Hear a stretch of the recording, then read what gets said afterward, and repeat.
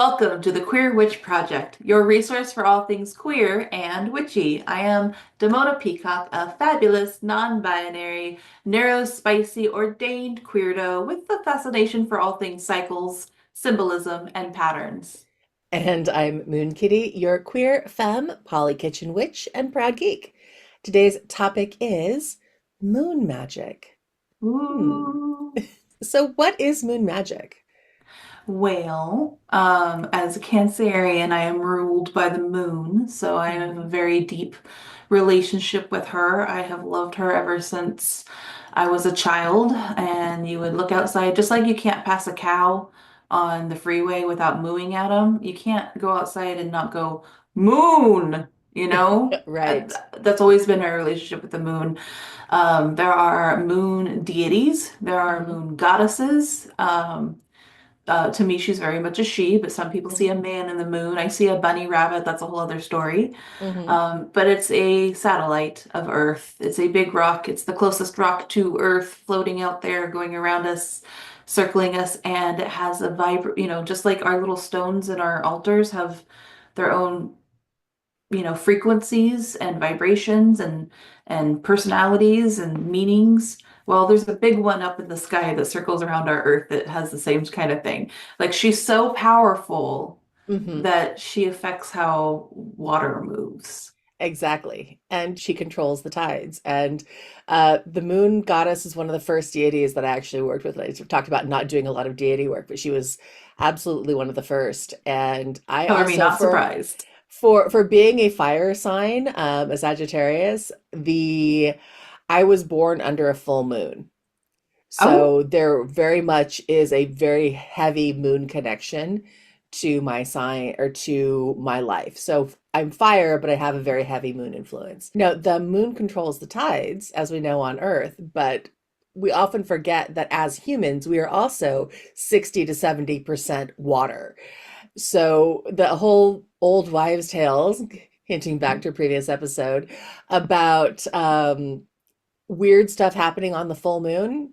Yeah, if she's strong enough to control the tides, you're 60 to 70% water. There's a very dramatic thing that shift that does happen in our bodies that when we get closer to a full moon. It's just one of those natural things. She if influences you water all the time. if you look at the data, Hmm. more women go into labor at the full moon than at any other moon phase. Hmm. The emergency rooms fill up faster on full moon.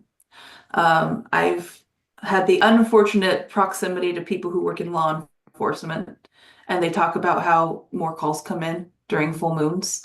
So whether it's old wives' tales or based in science or somewhere in between the two, the full moon has a pull over Hmm. our us as a society on a whole. We are Hmm. sensitive to these things, just not everybody notices Right. or pays attention to it. Hmm. But yes, she's Exactly. very, very powerful magic, just in and of herself. Hmm. What's some of the symbology before we dive in a little bit more into the phases and stuff? What is some of the symbology of the moon? Well, for here, there's a couple of things I would talk about. For one, what I find so fascinating about the moon itself is that, if you're the Earth, here's the moon, and she's always showing the Earth the same face. No Hmm. matter where she is circling the Earth, she's rotating. She's just always, you always get the same face. So that means there is a side, the back side of the moon, the dark side of the moon, that you don't see from the Earth. Hmm. Only if you're the few that get to go up on a little, slingshot around the moon have you ever like literally been able to witness that side of the moon. And symbolically, I feel like that's very fitting for us to recognize that, there are parts of ourselves that nobody sees except, we can know ourselves. But we have to, that's why we do shadow work. We have to do Hmm. those deep dives. So there's a lesson symbolically about the face that we show the world and the face that we keep for ourselves. Hmm. The other thing that I like to talk about is the illumination of the moon. That's sunlight. Hmm. That's the moon is not radiating the light, it is reflecting the light. So the moon is a reflection, and also moonlight is an illusion because it is Hmm. actually a reflection of sunlight coming at us. So we forget these things. We just think, oh, the moon's all lit up. Well, but what's lighting the moon up? Hmm. And so it's a combination of the energy of the sun bouncing off of the vibrational rock that is the moon. So the light that's coming off of the moon is really sunlight that's bouncing off of the room. It's a Hmm. reflection. So Right. sometimes the moon can be associated with illusions. Hmm. But then there's the moon card and tarot. What do you get from the moon card and tarot when you pull her? For me, when I pull tarot and I get the moon card, it's a lot about reflection, internal, but also seeing internally and externally. I tend to think of the moon card as that softer illumination, illuminating the things of the shadow side that we need to potentially work on or we need to address. So for me, the moon is often associated with shadow work and finding and illuminating those darker aspects of ourselves. Again, we mean darker, not necessarily in a negative way, but those hidden aspects of ourselves that the moon tends to bring out and bring forth. But also with Yeah. that kind of serenity that goes along with it, that this isn't a judgment kind of thing. We're not telling you this is right or wrong. This is simply, are you aware? Here's what is being illuminated in a different kind of way. Yeah, I think it also speaks to like the mysteries Hmm. and bringing light to that mystery, like you're saying, like how we dive into the shadows. But also dreams. It talks Hmm. about, how the wisdom that comes to us in our dreams is never straightforward. Right. We have to sit and reflect on that too. What does it mean? So I think the moon itself is like the moon card and tarot is about looking at things from a symbolic lens instead of a Hmm. literal one. Right. So with the moon itself, there's a lot of different aspects. Again, you can do deity work, there's lots of different things. But the at its most simple level, because of the rotation of the moon around the earth and that reflection of light, it goes through several phases. So as we see the moon grow and wax and wane, you can see the changes of it. And that kind of also mirrors the cycle of energy that we do in magical Mhm. practices. And so if you follow the moon phases and add that kind of as a adjunct to your magical work, oftentimes it can enhance the any sort of work that you're doing, whether it's spellcraft, whether it's rituals or anything else. All of that stuff can kind of tie into those phases. So let's dive into those phases a little bit so you can get a feel for what those are. And of course, the first two big ones are the full moon and the new moon, Yeah, right? I think symbolically I forgot to mention that like that's the other thing is watching the moon go through phases Hmm. helps us embody the fact that we go through phases. Like Hmm. people who are born with a uterus sometimes follow the moon with their bleeding cycles too. Hmm. Like that's sometimes connected to a lunar cycle. So it's really important to be able to see that things change, but also that things consistently come back around. Hmm. And yes, we always talk about full moons and new moons when it Hmm. comes to moon phases. Those are the two easiest ones to track. Here's my astrology thing that I learned recently is when it's a new moon, it means the sun and the moon are conjunct, which means they're together in the same place in the sky. So if like it's Sagittarius season, the new moon is going to be in Sagittarius, Hmm. so you know for a fact that this month's new moon is in Sagittarius or Hmm. Capricorn or whatever, whatever the sun is, that's where your new moon will be. Hmm. And then the other thing is the full moon means that the sun and the moon are opposing, or so Hmm. they're on the opposite sides between us. That's a full moon, I Hmm. believe. Hmm. And the full moon will always be in the sign that the opposite from where the sun is.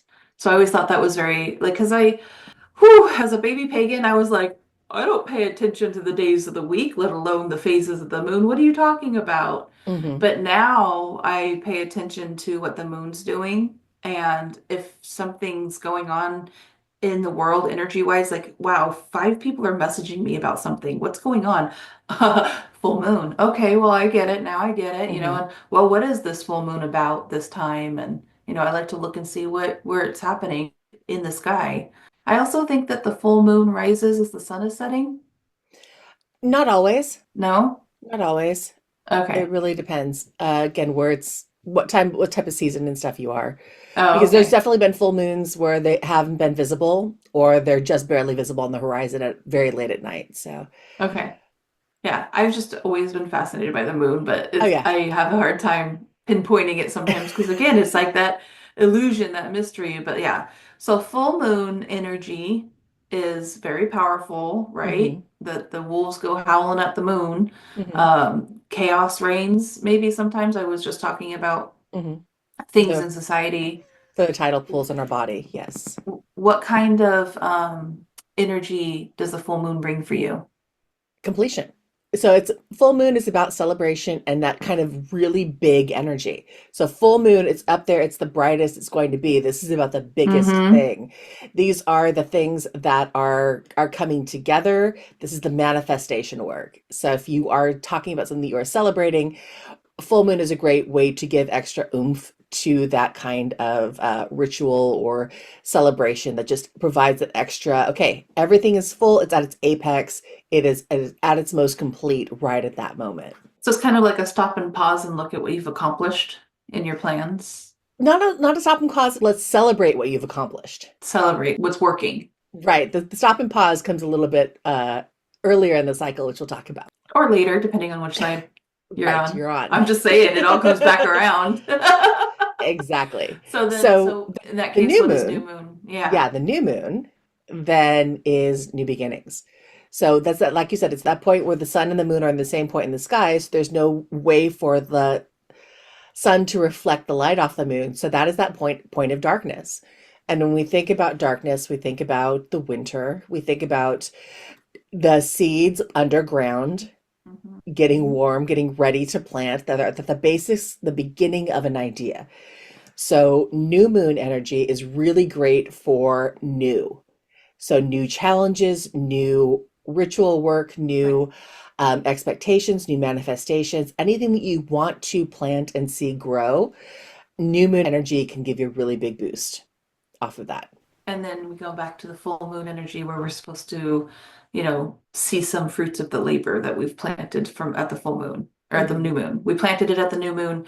By the full moon, we should see some progress. So here's my little tangent. hmm We talk traditionally, baby pagans get taught about the triple goddess, and hmm the triple goddess is so often a moon goddess, and she's hmm the three, she's, waxing full and waning moon. hmm And then we don't talk about, I always see the triple goddess as actually having a fourth face because the new moon, the Right. unseen, the mystery. But even then, we can break it down more. hmm And you'll Um, see that broken down in a lot of imagery, where you'll see again the very basic symbol is that circle with the two crescent moons on either side, like you're talking about that triple face goddess, where there's actually the dark moon, but she's unseen, so you don't mhm. see her there. But oftentimes you'll often see the full moon, that moon's imagery broken out even further. So you'll see the slightest crescents and then progressively working its way up to the full moon in the center. And that's because there are actually 8 phases of the moon when you're really looking at it. So you'll see that broken down. And again, you'll only see 7 because that new moon is off to either end of it hidden because it's invisible, but it's still there in that aspect. Mhm. Yeah, so we have like, we have like the new crescent. So from new moon, we move into like the first crescent. Mhm. And then what waxing means it's getting towards full, right? Right. Waxing And means you're getting waning toward means, yeah, it's we're getting getting bigger, is right. brighter. hmm And waning means the light is waning, it's going smaller. Yeah, Getting so dimmer. just, I mean, we know this, but just in case hmm any listeners don't. So we have from new moon, we go into a waxing Crescent. crescent. hmm And And that is then, about yeah, waxing crescent to first quarter to waxing gibbous, full, waning gibbous, 3/4, waning crescent, new moon. And yeah, so there's different phases, and we'll talk about each one here. well, tell me more about what their energetic properties are. So for your waxing crescent, that first stage coming in, it's about growth and action. Because remember, you're coming out of that new moon, or we talked about that new moon, that seed being planted, that idea that you want to think about giving birth to. The Hmm. waxing crescent is that first initial stage of growth and action. So it's really about motivation. It's about motivating you to do whatever magical activity you're going to be doing or whatever practice you're going to be doing. So if you're looking again on an upward momentum, you're going to want to look at the waxing side. So that first waxing crescent is that first beginning of movement, like the car just getting off the starting line. So the new moon brings the idea, but the crescent, waxing crescent brings the action, the first step. Exactly. The first action, the Okay. first motivation to start that action to get going. And by the time we get to our first quarter moon, Hmm. we're a week past our new moon, about Usually about a give or week, take. week or so after the new moon. Now you've got momentum that's starting, and now we're at the point where you're halfway there. You're halfway to full. You've got the movement going. Now it's about time to make decisions about where you're at with this Hmm. activity. Is it progressing the way you want it to? Do you need to redirect? Do you need to redirect the energy one way? Is it just let it go and continue to be where it's going to be? But that halfway point, that first quarter moon, is that ability to redirect and re-guide so it goes back onto the path of what it is you're trying to achieve. All right, and we're turning towards full, but we first make a stop at the waxing gibbous moon. Right, the So waxing it starts gibbous. to get brighter, brighter, Hmm. bigger, bigger, We're getting close. This is where you get to that point where you're almost at completion, but you're not quite there. But this is really a period edging. about you're yeah, you're edging. You're edging the full moon right there. But no, it's about mindfulness. So Mm. when you're at that point, you're almost there. So now it's about, am I getting what I want? Am I listening to what the information that is coming around is being told to me? So am I listening to my body? If my body is saying, you've been going now for um, almost 2 weeks, focusing on something very, very hard, maybe it's time to take a breath, take a pause, take a break, and really just know that you are almost there. So it's about that mindfulness of the magical activity that you're going to be doing and really helping it just get to that last point where you're cressing into, I would say Success. completion really comes to that day or two before the full moon, because the full moon Mm-hmm. really lasts 3 days, but it's really only one day. But that day before the full moon is really that completion point, and then the full moon is that celebration point. I love that. I love that. I like, and we celebrate that full moon, Hmm. because it's always such a nice moment to like, just feel good about life and feel good about being on this earth and being able to see the beautiful sky out there Hmm. and pause and reflect about what sign it's in and what we're accomplishing Hmm. And the with flip our side is magic. it's not always because life balance thing that it's not always positive. The reason again we have more crimes or more things is you're still pushing something that's coming to fruition. It's just a chaotic energy that's coming to fruition at that point in It's time. a high energy. It's a high energy, whether that's for used for good or evil or neutrality, depending on what it is, doesn't negate the fact that that's where the energy is flowing. It's funny too, because I was always one to want to go out and celebrate a full moon ritual with friends. But when we come back to the new moon, it's like something I want to do on as a solo Hmm. practitioner. That's my time. Hmm. It's it for inner work. That makes sense. So yeah, like it doesn't have to be that way for everybody, but it can be very like full moon could be a very external energy Hmm. sometimes, where the new moon can be a very internal energy. Exactly. All right, so past full moon now, Hmm. we've celebrated Hmm. and We've the reached light is the starting, culmination, the point. and then we move on to waning gibbous. Yes, waning gibbous is next. And this is again that time to be thankful. It is Mm, accepting the gratitude for what has happened. Because you had the celebration and you had that joy and that you're caught up in that moment. The waning gibbous is really that time to start reflecting and be thankful for what it is or the lesson that you learned, which doesn't necessarily always mean it's going to be a positive thing.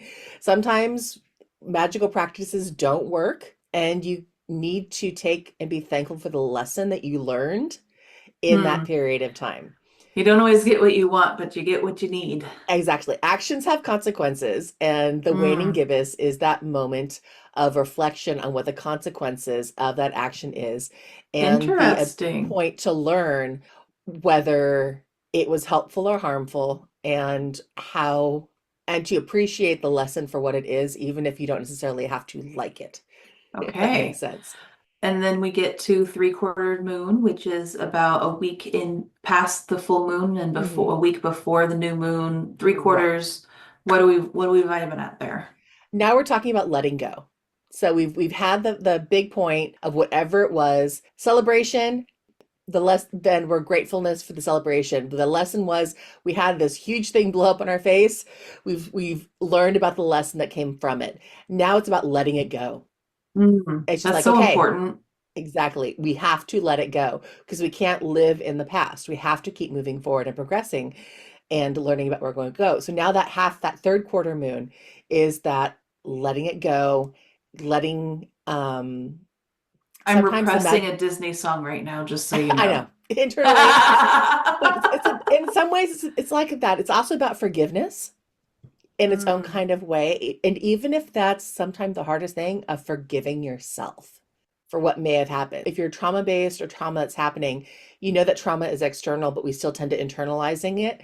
right. Sometimes that And blame forgiveness aspect ourselves. of that third quarter moon is that letting go and that forgiving yourself of what happened or how it was directed at you or whatever it may be. And that can be the most challenging part. And I want to say interesting is it is the third quarter moon at that halfway point because we tend to forget that the second quarter moon is the full moon Yes, because you were talking quarters being the four phases of the moon. So yes, it's right. first and third that we don't actually talk about the second quarter moon because that's actually the Because it's a full moon. half. Yeah, it's a Exactly. halfway through the cycle also. Yeah. Like two quarters is a half. Like by Exactly. simplify. But yes, also halfway through the moon cycle, although then the question is, this is a whole other probably philosophical question, but does the moon cycle start at new moon or at full moon? And I'm sure people have different answers for Chicken that. egg. Exactly. It's all a cycle, motherfucker. Right. Right. Yeah. But yeah, so that is the third quarter moon is that letting go, forgiveness, offering yourself and just really just okay. And then the light Let's continues to slip away, and we find ourselves with what I used to see as goddess's little fingernail clipping in the sky that that we little call a waning, crescent. yes, the Yeah. waning crescent. That's release. Because we can let it go, but sometimes we can let things go. That's not exactly the same thing as releasing it. You think they are, they're Interesting. similar, but you've let it go. But now it's time to just whew, push it off on its way, release the energy, release any last thing you've been holding. And it's that time to rest. If the waxing crescent is that 0 to 60, that first initial push, the waning crescent is the brakes. It is that ending cycle. Okay, now we're slowing down, we're stopping. We've let things go. The cycle is almost complete. Now it's time to let it go, let it be what it is, release and go Before you can plant new seeds. before you plant new And seeds at the fourth quarter yeah, moon, the new moon. it's like you have to toil the soil, tend to the soil, and get back to that new moon Mhm. and start Exactly. the cycle over again in theory. So that's one of those things. Again, there's all those different cycles, and again, this happens in a 28-day period. 28 and a half is the actual time frame. If you want to get So technical. if you want to get technical. So again, that's why it'll shift. But again, if you can kind of sync your magical practices to the energy of that moon, it's going to give you that extra oomph. You don't have to, Hmm. aside from some very specific spells or rituals, but it's going to help in many ways. So, what are the some of the things that we can do in each moon phase that will help us capture like the best essence of working with the moon's energy? Like I know a lot of people make moon water, usually Hmm. at full moons, right? Yeah, it depends. Moon water, same Okay. thing. Moon water, we've already talked about the moon being the influence over water. You could do moon water at any phase. So if you want to, full moon tends to be the most common because again, it's Mm-hmm. that extra energetic boost to the Oomph. celebration of what you're doing. But if you're talking about doing ritual and magic for new beginnings, whether it's a new house or a new career or a new path of some sort, new moon water with What the do we energy do? of the new moon to add that boost to it. What do we do with the moon water once we have it? Anything you want to do. Actually, you can sprinkle it If on it's plants. potable, you can Yeah, drink it. you can drink it. I would say if you're going to do that, make sure that you're filling the jar and capping it so nothing could get into it. But Yeah. yeah, you could drink it. You could pour it into plants. You could make tea. You can sprinkle it as an offering to deity. Whatever you want to do with moon water, you can. Anything you would do with Okay. regular water, you can do with moon water and just use that energetic Imagine that enhancement. it's an energetic enhancement. I like that. That's a Yeah. really good way to describe it. Yeah. Well, what else do we do with knowledge of the moon phases? What other working? Divination. I think Oh, this is one we could always definitely talk about.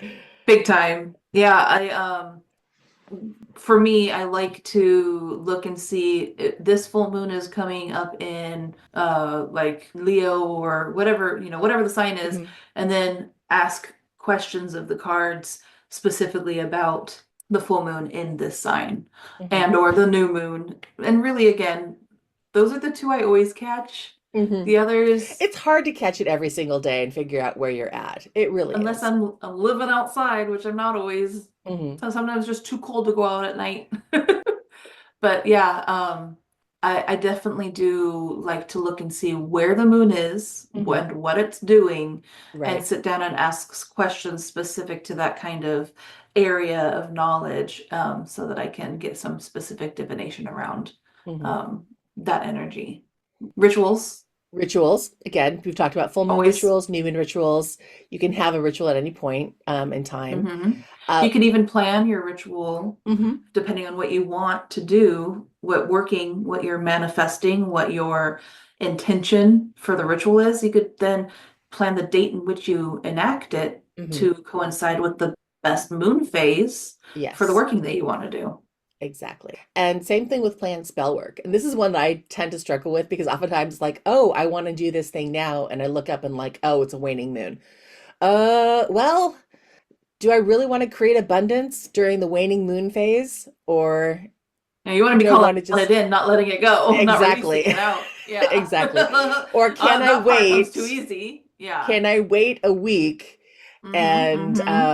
and do something that's related to growth? And sometimes the answer is no, and then you got to rethink. So sometimes if I absolutely had to, again, I don't know why I would need to, but I can't wait the week it would take or the 2 weeks it would take, assuming we're just past the full moon. I can't wait the 2 weeks to do the abundance spell at the new moon.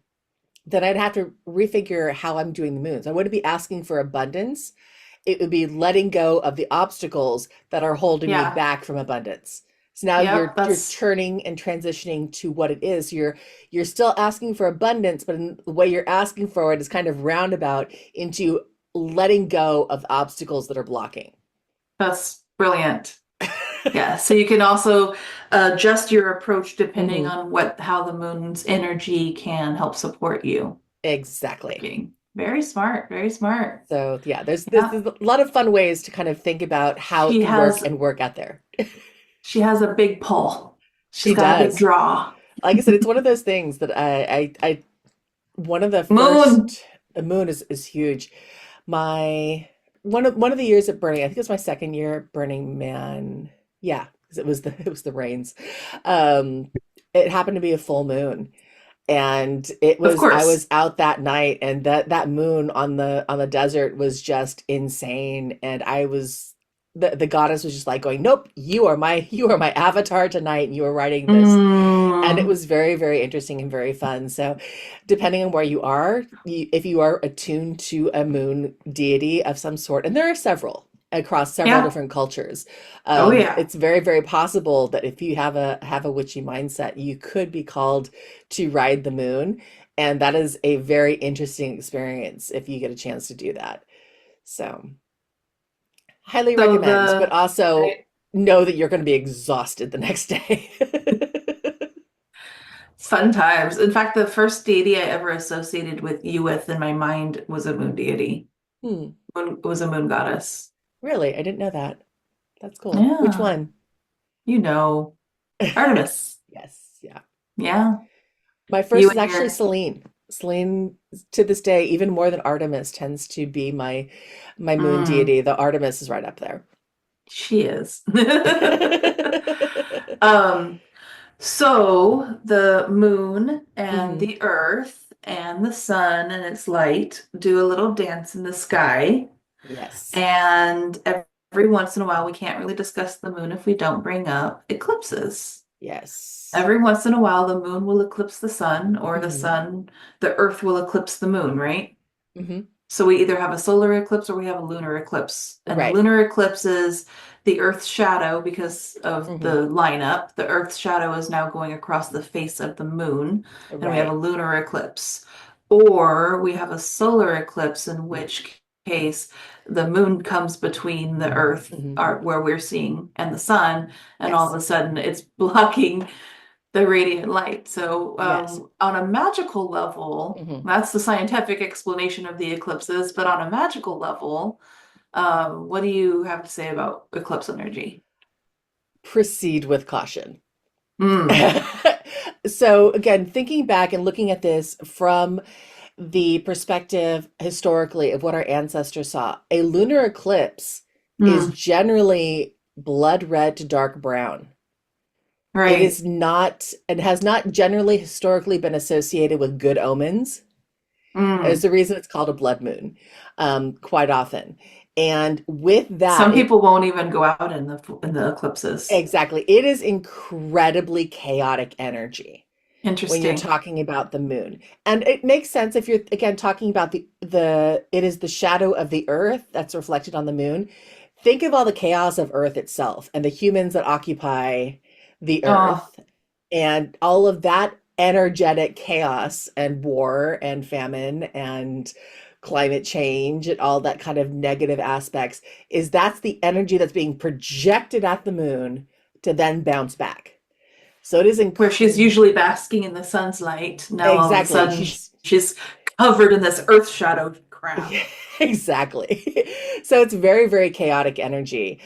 Mm. So I often say use at your own risk. Now, I personally don't, but I have. I have done moon water for at a Eclipse lunar water. eclipse, not really understanding what I was doing, Oh. but if you are working some sort of magic that requires chaotic energy or is working directly with chaotic energy, because there are a lot of chaos entities that you may be working with for Mm-hmm. whatever reason, you Mm-hmm. could potentially use lunar eclipse energy or even solar eclipse. Solar eclipse is also another one that has Mm-hmm. incredibly chaotic energy, but use at your own risk and be fully aware of what you're doing and what you're using it for, because you may not get the intended consequence or outcome that you are expecting because of the inherent Mm. nature of the chaos. Okay.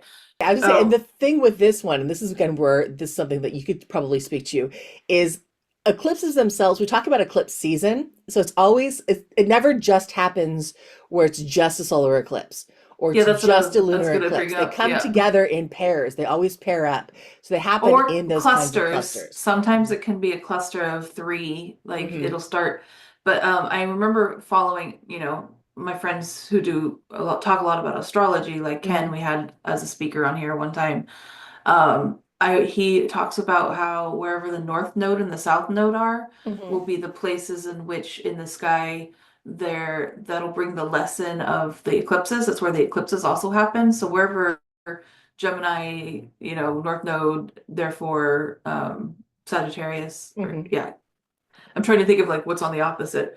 So if Right. the north and the south node are on this axis, that's where your cluster of solar and lunar eclipses will end up happening. So Hmm. sometimes they'll come with lessons depending on, who's ruling over Hmm. where these eclipses are happening and where that is all in your chart and how it'll Hmm. affect you and how it's affecting us all because yeah, it's very fascinating to listen to wisdom around the clusters and where they're happening in the zodiac is in regards to the zodiac. Hmm. So they can come in and yeah, I've heard them as like kind of envisioned eclipse clusters as like a Hmm. portal, like we're going from this phase into this phase or a tunnel that you're trying to get through. Hmm. It's always been really interesting energy. Really interesting to see what's happening on a big lesson personally and globally when eclipses start hitting.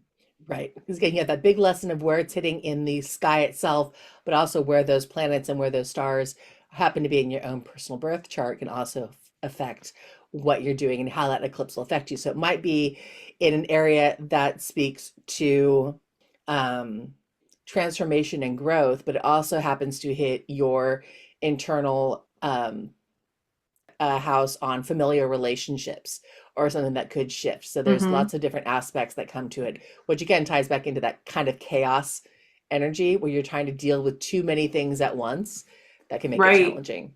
So that's what I was gonna say. Even if you're not working with the eclipse moon energy, spell work, ritual, you don't want to do any of that, you can still reflect and gain Yes. a lot of wisdom on your life when these eclipse energies start popping off. Hmm. Yeah, you can still gain a lot of wisdom from that magic, from Yes. that magical configurations. Well, is that all we had to say? Is that pretty much cover moon magic? I'm sure there's always There's deeper rabbit holes we always could go down. There's always more, and there's some amazing books, and there's a lot of different things that go into it. But that's kind of an oversight and an overview rather of everything that kind of relates to moon magic. Those are the big ones. But what do you guys think? Is there something that we completely missed? Do you work lunar chaos magic during an eclipse? I'd be curious to hear what your results are for things. But yeah, let Like, us know. what is your favorite way to work with moon energy? That too. That's yeah, I want to know what other people do to work with the moon. Well, with all of that said, I just want to say thank you for listening to the Queer Witch Project. And if you like what you hear, make sure you give us those thumbs up and subscribe and give us some stars and, just interact with us because we really love hearing from you. Absolutely. And if there is a topic you'd like to know more about or an episode topic you'd like to suggest, contact us at thequeerwitchproject@gmail.com or find us on YouTube, TikTok, and Instagram with the handle at Queer Witch Project. We upload every other week. And remember, queerness is a key to magic. Be yourself and love rebelliously. Bye. Bye!